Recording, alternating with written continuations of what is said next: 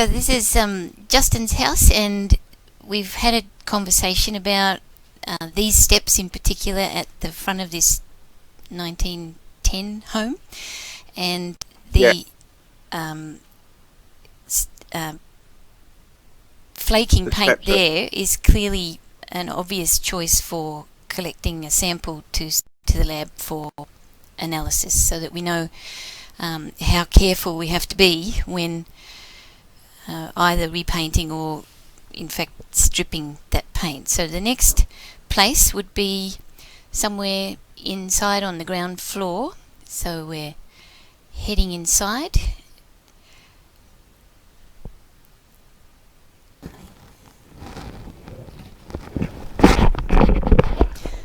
Oh, really sorry about that. That's all right. Yeah, now I'm just going to see. So House, which I believe you were saying might be of some concern. yes, there's been some play matting from China that was recalled for lead containing problems in Right. the United States. So, yeah, okay, so that'll be a good place to do a dust wipe. So then we're Right. going, I believe you mentioned there's a ceiling inside on the ground floor, so we'll have a look at that. Okay. The usual story with a ceiling is that obviously a child can't actually get up there and chew on it. So as long as you're aware that there could be lead paint falling from it, it's something you could manage simply by collecting any paint flakes that do fall down on a wet. Are you there, Elizabeth? Yes. So we're back on. Did you freeze for a second? It actually seemed to go dead, so there was no picture, but that's okay. We're now looking at the ceiling. Yeah. Yeah. The ceiling there's a little bit of peeling. Sure. And the other good news about ceiling paint is that it is the most likely to contain the least lead in an old house. If you compare wall paint to ceiling paint, typically the wall paint is much higher. So that would be a possible sample to collect, but it's not a high priority. So having a look then in the corner where there's some furniture in the way of child access, and also a little bit more so it's not peeling too much paint. trouble, but it's peeling quite badly in the corner there. Yes, okay, so we'll definitely keep in mind that that one is something that your daughter might be able to get into if she really worked at it. You'd have to want it, yeah. Yes, she'd have to want to, yeah. So we'll and then keep... I was just moving upstairs, but yes, that is an area that would still need attention. Just moving upstairs, hopefully the Yes, and just looking at the stairs itself, I think I saw some maybe finger marks on the right-hand wall. Well, the left now that you're looking downstairs. Is that something that your daughter does when she climbs the stairs? She holds onto the banister. She actually holds onto what you can see on the right, the old-fashioned banister. Right. Okay. Good. And is that paint in good condition? The paint on the banister? Because if it was chalking, then or peeling, definitely, then that would be a good sample to take, because she's definitely accessing it, and she's potentially putting her fingers in her mouth afterwards. I think it's okay. There's a couple of kind of tiny little chip, but it's in general it's not peeling. It's just like Good. Okay. So if that changes, and especially if it starts to actually chalk, it's probably not in a position where chalking would happen, but if it was ever in the sunshine, then you'd want to watch out for it to see if, when you put a gloved hand on it, that if you get paint colour as dust on the glove, then you know that it's time to test it, because it could easily be getting on her skin. Okay, so this is her bedroom, and we're looking at we're in her bedroom, and the window here, if I just quickly move the something. I can then open the blinds. Sorry, we've just got a couple of things in the way. Okay, so if I open that, this window is one of the areas of main concern. It doesn't stay up very well, so it's but I don't know whether you can see that. There's quite a lot of peeling paint on the windowsill. Right. On And the that's outside window. the external windowsill. Okay, sure. And is that an area that the wind could blow the paint into the room when the window is open? Yeah, sure. Maybe not pieces, because but the wind would come in, and it's certainly dust. And as you say, you look at where the window is running up and down. Yes. It's running up and down a painted surface. Yes. Sorry, I don't know whether the camera's focusing very well on that. No, I can see that there is definitely some friction surface damage to the paint, and therefore you would expect that the dust on the windowsill, both inside and outside, has some lead in it. And if you were sampling, you would do two separate samples. The obvious one to do is the external windowsill, because it's so much more degraded and less maintained. Yeah, that's right. It's less well maintained. Yes. Obviously, the inside of the window's been looked after better. Yes, and am I right in thinking that there's actually furniture there so that she can't literally put her fingers on the windowsill anyway? Yeah. Yeah. Okay. Well, that's a good thing. So we're concerned about dust in the room. Yeah. Yeah, it's mainly dust. I'm not so concerned about her actually touching the windowsill, which I wouldn't want her to do. And then just to know whether you need to consider the expensive option of full window replacement.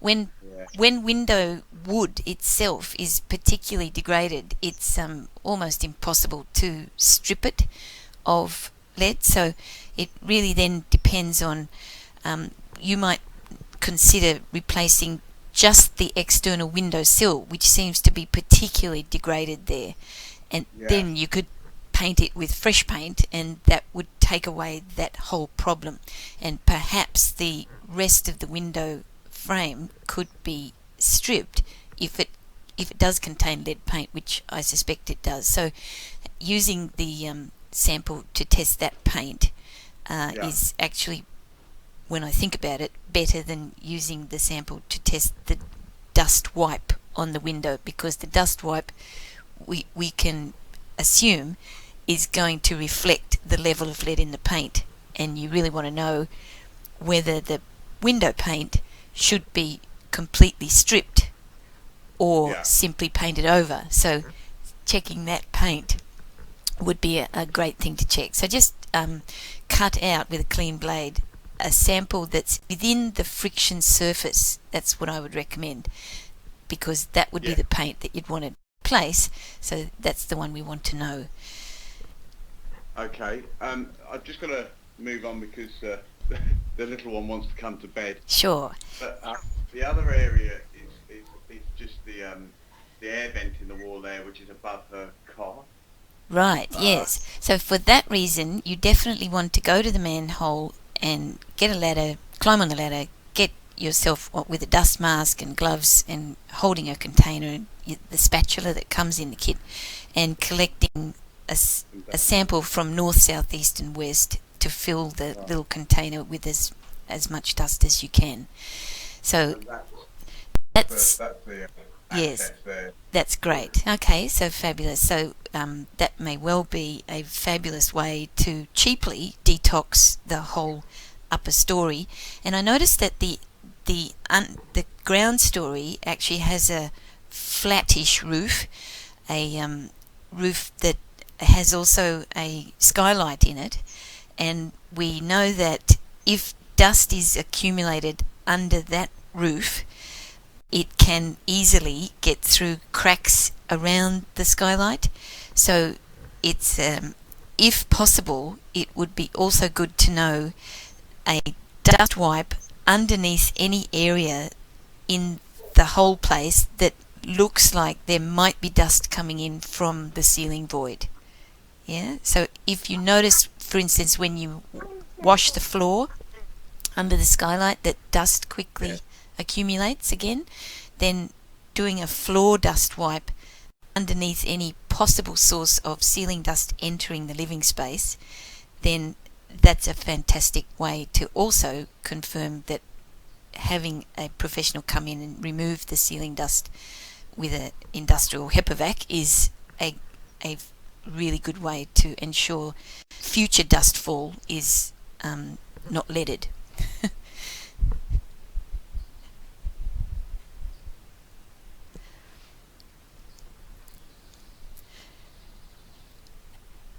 I think there's only one more sample. If you can still hear me, I'm not getting a visual anymore, but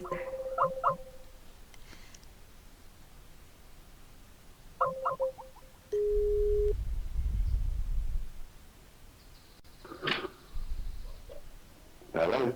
great. Yes, we're back. So perhaps it's time for just that last bedroom window upstairs.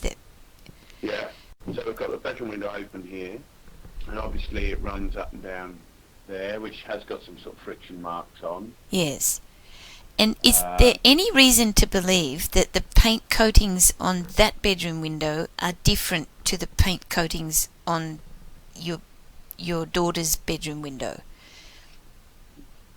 Not really, I wouldn't have thought so. Right, so you could just take the paint sample from your daughter's bedroom, it's much more relevant, and then apply whatever you get as a result there to the other bedroom window. So you can see on the bottom of the actual window here that runs down, it's damaged the paint, it's got flaking paint there where it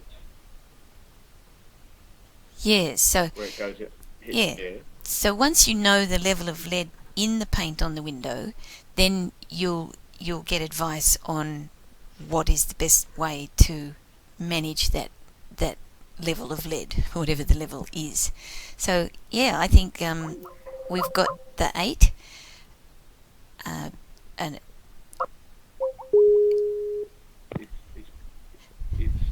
friction is basically causing it to end up on the other side, the black side. Right. Which in turn drops little paint flakes on the floor. Right, and are those paint flakes potentially accessible to your daughter? Yeah. So the key question for you there is, before you get around to managing the paint on that window, can there be some wet cleaning done so that you are sure that your daughter's not actually getting any of that paint either crushed underfoot or directly ingested? Wiping down windowsills at least once a week is a definite way to ensure that the dust on the windowsill is not able to blow into the room, and that should be sufficient. So wet cleaning of floors, wet cleaning of windowsills, and wet cleaning of that mat in the cubby house every week should suffice for the moment. And of course you can always ask the doctor for a blood lead test for your daughter so that you know exactly what her level is, and then after you've actually managed all of the lead hazards that are identified in the kit, you then can have a retest, and we visualize, we imagine that it will definitely have gone down if it was measurable in the first place. So that would be a wrap, I think. It's a very good thing for me to see. Yeah. Plenty of areas. When you actually really sort of have a good look around, yeah, you do find, especially in old houses like this, plenty of areas. Yes, so yes. I didn't even realise until I was looking then and when I was videoing that the actual, that balcony door it's when you open it, it sort of obviously scratches the paint and it's flaking onto the floor quite badly. Yes, yeah. I mean, all you can, would you sort of try wet sanding the paint just to smooth it? Yes, So, wet scraping is always essential before wet sanding. So putting down plastic and wet scraping, that is another good temporary means to ensure that you don't have to run around with a mop every time you open the balcony door. It's going to mean that you can, relax for a moment, as long as your daughter doesn't ever take up the habit of chewing painted surfaces, or actually picking at paint and eating it, or picking it off the floor and eating it. Then you've got time. If you were if your child was a different sort of set of behaviours, then you wouldn't have this much time to play with. So this sounds good. To use the steps of wet scraping onto plastic sheeting, wet sanding, and then sugar soap and rinse. And remember, I mentioned that you can combine the second and third steps so that you've got a sugar soap solution in a spray bottle, and your sanding sponge, and you spray on that sugar soap solution and sand it so that you've cleaned it at the same time. You bind the lead dust to the sugar soap, and the final step is a clean water rinse, and then you've really got a good surface that you won't feel, oh my goodness, when I'm opening this door, this window, is there going to be a problem? So that's a really good position to be in. once you'd done that, you could actually just touch up areas, couldn't you? Yes, absolutely. Yes, if necessary, if, for instance, you get scraped back to the wood, then you would definitely use a wood primer, and then however you determine what you're happy to live with, you can live with just the wood primer patches, or you can then go to the next level of sealer and top coat. So it's all very doable. With the door, where the doors actually, because they've painted the actual bits of the door that actually close together, but it wouldn't look unsightly anyway if the actual lip on the bits that touch were just wood, and you scrape the paint off and just took it back to the wood. kitchen. Right. Yeah. Yeah. Yeah. I mean, it's not going to look unsightly anyway, and that way you're not going to have a problem in the future, because it's just wood that's Yes. you could just put something on just to protect the wood a bit or something. That's right. Yeah. Yeah. So the main areas, though, the first areas of concern though would be the steps outside and the area inside with that rising damp is, wouldn't you say? Yes, and also the potential for soil. Like your daughter, you know your daughter, so if you think she's never going to pick up soil and put it in her mouth, then that's not a high priority. But if there's a chance that a visiting child might do that, then that is something you would want to know. What is the level of lead in accessible soil in the backyard? Yeah, I mean, I've never seen her do that with soil, I must admit, but she's normally, I mean, I suppose what can you do about the soil, though? You can't do a lot about it. Oh, you can, like you've done in the front. Pebbles is a great barrier, and just cover it. Yeah, and out the back, depending on the soil lead level, we may simply recommend mulching, or if it's more serious, possible replacement of a couple of 5 centimeters of soil, just the soil that's actually accessed by children, and then clean soil on the top. So yes, there are management techniques, and it really just depends on your children, I mean the children that come there, their behaviours, and the soil lead level. So it's we're kind of getting ahead of ourselves, but it's definitely a sample that I would collect and know its soil lead content, just for future management. It might not be in any way urgent, but you never know when a child is going to come. There are literally some children who will eat soil. It's a condition called pica, and so you want to know if there is accessible soil, what is its lead content. Yeah. Yeah. And again, where the rising damp is, that because there's obviously damp there, you have to sort of kind of whatever you paint on there, you need to sort of use something that can seal it, don't you? I suppose, so that you don't get this chalking again. Yes, we actually recommend that the lead paint be stripped. If it's found to be lead paint, then we actually recommend that that be fully stripped and give thought to where is the damp actually coming from, what can be done about the damp. Sometimes you need to replace the damp course, and sometimes the damp course itself is also lead. So you need to be sure that the contractor is taking care to, not leave bits of lead damp course lying about if they do replace the damp course. There would be damp course in this house, to be honest. Yes, I would've thought some very old houses don't have a damp course, or they have a damaged damp course, but basically a house really doesn't function without a damp course. It's a necessary part of a building. So yes, there are some very old homes that are full of mould because they have no damp course, but hopefully yours isn't one of them. It looks from the rest of it that there's certainly control of rising damp in most of the house.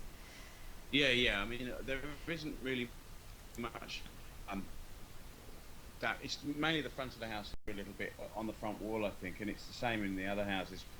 There's a space under the floor, and we did have a fan under there that was basically, extracting air and helping keep it dry that way. Yeah.